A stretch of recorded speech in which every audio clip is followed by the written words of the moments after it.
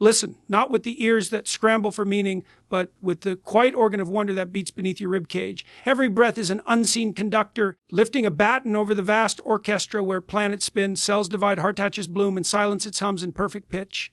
In that boundless score, our troubles are tremors in the timpani, our joys brief flares of violin, yet the music remains whole and inevitable. When we react, we strike discord, hammering the keys of circumstance and panic. When we respond, we lean back into the original melody and remember who wrote it. This moment, luminous and unrepeatable, asks only that we notice the spacious pause between impulse and action, the sacred rest note where inner power gathers its breath. Enter that pause, and you will hear the universe listening too, a cathedral of echoes reminding you have always been both instrument and composer. Respond, and the entire cosmic symphony responds in quiet celebration. There is a quiet miracle bedded in every heartbeat, though most of us hurry past it. Between the in-breath and the out-breath, between the drum of a thought arriving and the ripple it stirs, lies a sliver of open sky no storm can reach. It is so subtle it vanishes the moment you look for it. Yet the whole architecture of freedom depends upon it. Before the mind can brand a moment, good or bad, fortune or failure, this hush appears, inviting you to choose. Consider how the ocean answers the moon. It does not thrash or protest. It simply rises, then falls into itself again, revealing strength through surrender to gravity. We, too, are tugged by countless gravities, memories, expectations, news feeds, yet nothing outside take our dignity if we rest in the pause that shelters it. Reaction is the reflex of the animal body. Response is the privilege of an awakening mind, and the difference is measured in a single conscious breath. I'm not suggesting we become statues cloaked in holy silence. Life will still demand swift action, and sometimes the house will indeed be on fire. But even when flame licks the curtains, there is still that fractional shimmer of awareness before you leap to pour water. The question is whether we inhabit that shimmer or abandon it. Most abandon it, living as though chased by invisible creditors. Depths of opinion, fear, competition. They hand the pen of their behavior to circumstance and call the scrawl fate. Modern neuroscience tells us that when a stimulus strikes, the amygdala can flood the body with cortisol in less than a fifth of a second. Yet it also shows a second pathway, slower, winding through the prefrontal cortex, where meaning is shaped and choice is born. The pause is that narrow canyon where the quick torrent must pass before it becomes a river. Stand there for half a heartbeat and chemistry becomes alchemy. Panic distills into information, anger into clean energy, pain into empathy. Imagine stepping back by one breath. The phone rings. Instead of answering on reflex, you let the sound resonate like a singing bowl. Someone criticizes you. Instead of the fist of defensiveness, you feel the first ripple of hurt, recognize it as human, and let it pass through a wide doorway in your chest. In that single breath, you reclaim authorship of the next sentence in your story, quietly taking the cockpit instead of tumbling out as luggage in the storm. This is not passivity, it is presence, presence with muscle, the aikido of the psyche redirecting force without resistance. The pause grants room to choose a word dipped in clarity rather than one soaked in habit, and the universe, hearing that clear note, rearranges itself around your tone. The conversation softens, the traffic feels less personal. Even the body's aches feel included rather than exiled. You are not escaping life, but re-entering it through a wider doorway. Practice is disarmingly simple. Let the kettle boil and do nothing but listen to its crescendo. Feel the weight of a mug before the first sip. Place a silent comma between message received and message sent. These small rituals rehearse you for larger dramas, the diagnosis, the heartbreak, the uncertain future. When those arrive, as they will, you will have fortified the pause into a sanctuary, a room within the room where wisdom keeps a light on. Eventually, the pause is no longer a gap inside time. It becomes the fabric of time itself, elastic and generous. You walk through your day as through a cathedral, aware of the echo beneath every footfall. From that depth, response arises naturally, neither hurried nor delayed, shaped like water to the needs of the moment, yet rooted in bedrock. Even your silence speaks, and what it says is, I am not the weather, I am the sky. Enter the pause, and you will discover you have always been home. We often imagine ourselves as captains gripping the wheel of life, sailing through tempests of our own making with iron resolve. Yet the moment something splashes against the hull, an unexpected remark, a traffic jam, the smallest disappointment, we find that the wheel jerks out of our hands and we lash at the sea as if waves could be scolded into calm. Reaction is that convulsive thrash, born not from circumstance, but from the uncharted storms already swirling within. When the outer world presses a button, it merely illuminates a dashboard we have been too distracted to read. The flashing lights do not create the turbulence, they reveal it. Think of a clear pond on a windless morning. Drop a stone, you can trace each concentric ring all the way to the shore. Now imagine that same stone tossed into whitewater rapids. The rings are swallowed before they are born. In many of us, the mind resembles those rapids. History, expectation, and the hum of constant comparison churn the water long before any stone arrives. Reaction, then, is simply the latest splash in a roiling torrent that was already foaming. We blame the stone because we cannot bear to admit we have lived so long inside the storm we fashioned. The Stoics offered a disarmingly simple equation: on events are neutral, our judgments paint them bright or bleak. They understood what modern psychology confirms, that the nervous system is a faithful archivist, storing every unprocessed fear and unmet longing. The archive does not stay shelved. It broadcasts through our speech, posture, even the flicker of the eye. When insult lands and you bristle at once, you are hearing the echo of old scripts that whisper, your worth is fragile, defend it. The insult is a spark, but the tinder was laid years ago. And so control, in the sense most people chase it, is an illusion, like trying to dam a river with confetti. We tighten schedules, polish reputations, curate feeds, yet the heart remains undid territory, teeming with shy animals that bolt at the first loud sound. Reaction is their stampede. Response, in contrast, is the shepherd's whistling, clear, steady, acknowledging the herd, but not enslaved by its frenzy. To respond is to let events move through you as wind through an open field, leaving shape but not wreckage. Notice how a kite rises not by defying the wind, by partnering with it. That is genuine power, aligning with the forces you cannot control and steering with the subtle strings you can. The strings are inner: breath, perspective, value, intention.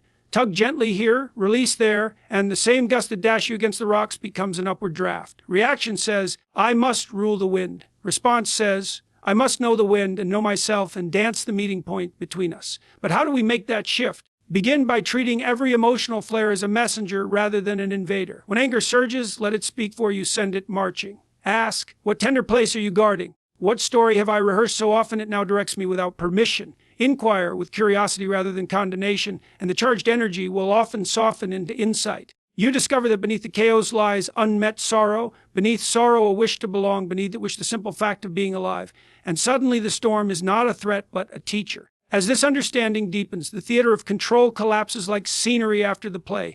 You stop trying to choreograph every entrance and exit and start relishing the improvisation of the present. The mind's rapid slow, the pond clears, and a single tossed pebble becomes a symphony of rings spreading outward, your deliberate word, your tempered tone, your gentle gaze rippling into the wider world. Others feel it, tension dissolves, conversation breathes, and the universe answers in kind, because harmony attracts harmony. Remember, mastery is not the clenched fist, it is the open palm. Let the waves rise. They have always risen, and steer your small craft with the quiet authority of one who knows that storms reveal hidden stars. Reaction is smoke, response is the signal fire guiding you home. A picture for a moment that your life is not a straight line march from birthbituary, but a tapestry of melodies passing through one another. Jazzy riffs of delight, aching minor chords, long rests where only the hush of possibility hovers in the air. A grand composition really scored by forces older than language and yet performed through the squeak of your shoes on the kitchen floor, the thunder of your heartbeat when the phone rings at midnight, the soft metronome of breathing beside someone you love. We tend to judge each bar of the score as it arrives, sings, this note is too sharp, that passage too slow, this pause unbearable. Yet if you could zoom out, you would see how every dissonant clash is already bending to resolution, how each silence makes the next crescendo meaningful, how even the stray cough in the audience becomes part of the evening's texture. Challenges are not interruptions in the music. They are modulations, key changes that open fresh vistas of harmony we'd never discover in a single key. Recall a time you felt utterly lost. Your plans overturned, your identity rattled like loose change in a pocket. In that moment, the mind may have screamed, wrong chord, bad conductor. But think back to the upheaval, not also rearrange the furniture of your soul so new light could reach corners you'd neglected. A heartbreak might have pried open empathy. A failure might have tuned your ambition to a truer pitch. Or perhaps loss emptied the stage so an unexpected dute could enter. We do not applaud the discord while it sounds, yet years later we trace our favorite melodies and realize they were born precisely where the music once seemed broken.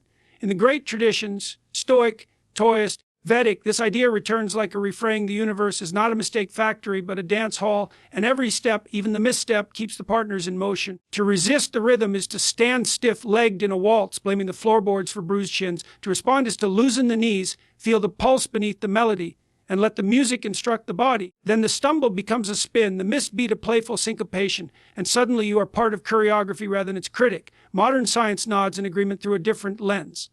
Ecosystems, neural networks, gateways, galaxies, operate by linear progress. They swirl, loop, and self-correct through feedback. Your own neurons remodel after stress, making you more adaptable. Bones strengthen under weight. Friction is the sculptor's chisel. The cosmos is forever improvising, and you are one of its favorite themes. So when life tilts the stage, ask not, why this trouble now?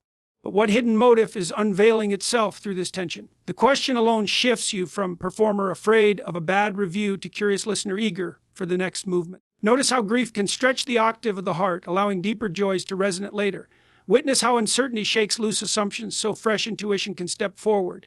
Even boredom is a rest in the score, reminding you that music without pauses becomes noise. Practice listening in daily moments. When a delay stalls your plans, treat it like an unexpected fermata.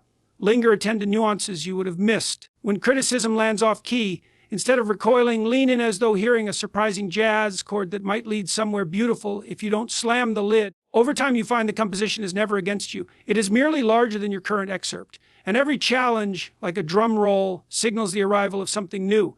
Perhaps softer, perhaps wilder, but always part of the same opus. Take heart, then, in the swirling symphony that conducts itself through you. Trust the modulation, dance the restless interlude, and remember, the music knows exactly where it's going, even when you haven't yet learned the tune. Let each challenge strike like a bell. And answer not with fear, but with the graceful bow of one who understands that every note belongs. Most of us spend our days pressed tight to the windshield of experience, eyes inches from the glass, every bug splatter and flash of oncoming light looming grotesquely large.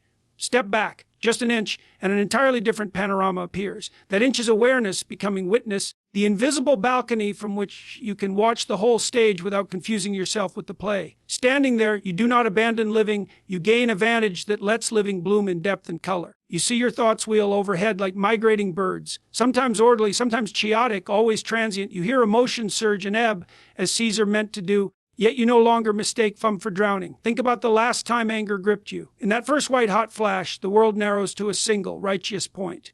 Every other possibility collapses. Now imagine noticing the anger instead of wearing it. You feel its temperature, its velocity, perhaps even the familiar childhood memory tagging along in its shadow. A small but crucial gap opens between feeling and identity.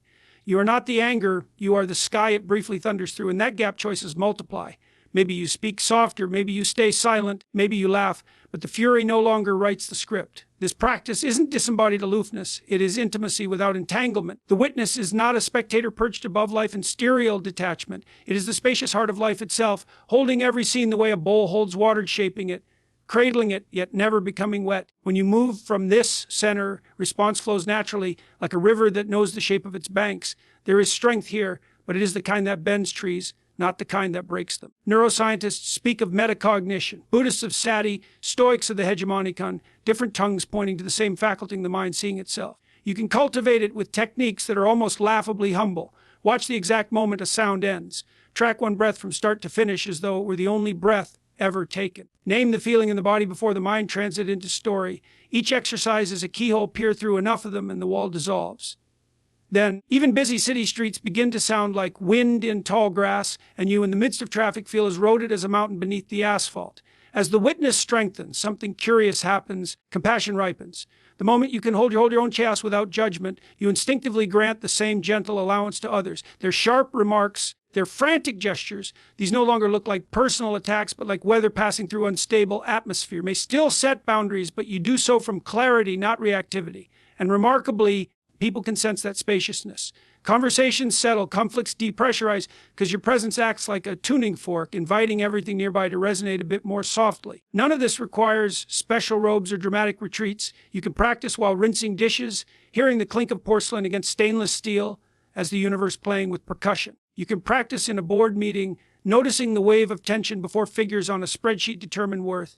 You can practice right now, feeling the chair hold your weight, the heartbeat from behind your sternum, the awareness that knows both, and realizing they are one flowing event. Over time, the line between watcher and watched blurs. You discover the witness is not a separate self, but the field in which all surrise and dissolve, moment by shimmering moment. You do not lose identity, you outgrow its tight shoes.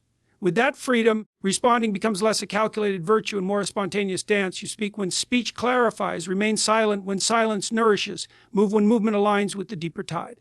Life, which once felt like something happening to you, is revealed as something happening through you as you, for the sheer joy of unfolding awareness. So take your rightful seat on that inner balcony. Gaze keenly at the grand parade of sensations, and let each step be guided by the quiet intelligence beneath the noise. Be the sky, and weather will serve your silence.